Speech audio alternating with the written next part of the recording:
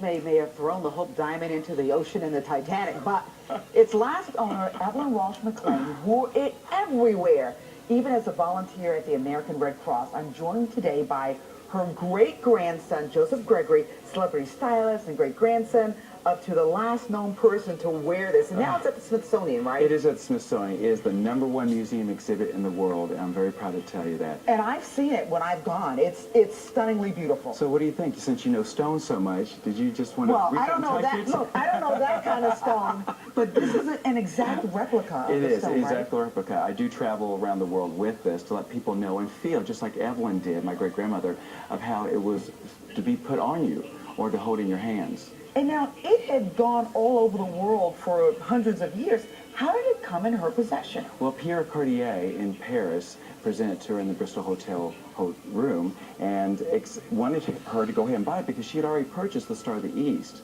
and the Star of the South. So he knew he had a buyer. But on the last moment of the day when he invented this to give to her out of the box, he says, Madame, this is something I want you to have. Well, guess what? She says it's not what I wanted. She didn't like the setting or something like that, right? So he ended up, they left. He was disappointed.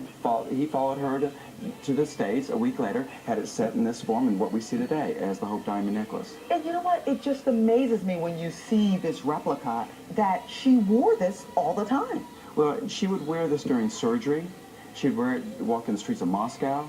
She would allow my mother to teeth on it, play it in the sandbox, and wear it next to her in bed at night. Now, how many little girls get to do that? None. None. And then she let her Great Dane Mike here wear it around the house to protect. And when she needed the Hope Diamond, she knew Mike was outside. She would whistle outside of her window, and Mike would come in and bring the necklace to her. I'm surprised that you guys didn't have thieves just knocking on your windows. Well, I mean, but you know, I get letters from people saying thank you for carrying on the legacy because I am the voice of what we've done. We have a new book. It's the 100th anniversary, and it's actually called The Hope Diamond. And we've been backed up by the Smithsonian and everything else as to what we have. We have some of the quotes from the Smithsonian, but it actually tells the story from the very beginning when it was discovered in the Golconda mines in the 1600s. And it has beautiful, colorful pictures. We've been told by many museums it's one of the best museum quality books of the history. Anything to be told. And it still just fascinates people to know. And let's look at some celebrities, basically, with the Hope Diamond, and just some great pictures that we have here. Can we pop a couple of those up?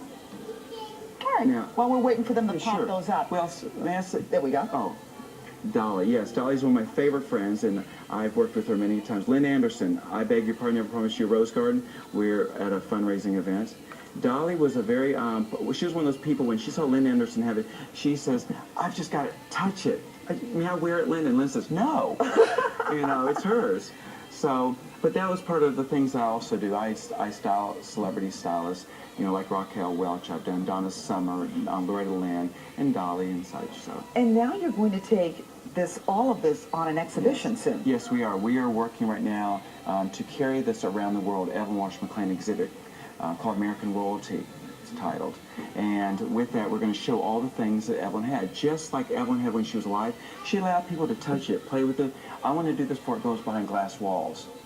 And with that, we have one of her dresses here. Oh, this is beautiful. And she wore it with the pendant? She would wear it. She wore it pendant. We also have her ring that was given to her by the Barrymore family. As in Drew Barrymore and the dynasty of actors. And it's signed. And we also, Evelyn Walsh McLean was one of the first Red Cross people to help get it started with her father in the 1900s. This was actually her pen that she did. Amazing. Now, we know that for years there were all these myths about how the Hope Diamond was cursed.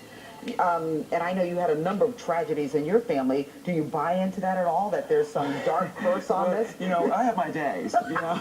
I'm not gonna Don't we all, honey? I have my days, trust me. But on top of that, I really do believe on what this has given to us as Americans and to the world is that if people can understand and relate and go back and see what the book has said, and if they want to know more about it, they can go to Amazon.com or EvelynWalshMcLean.com, and even our free app, Hope Diamond. They can download it free on the apple. It's something that still just fascinates people and just entrances people. Let me tell you, if you can't wear the Hope Diamond, we have the fragrance Fable that's done very well. We've been in Neiman Marcus and Bergdorf's. I tell you, that is something that women want very bad. That's probably in my price point, unlike the diamond. I love you. Thank you so much. Well, for more information on Evelyn Walsh McLean, the Hope Diamond, or to purchase a copy of this magnificent book, just visit EvelynWalshMcLean.com or go get that app. Roxy, over to you. Trina, thank you so much. All right.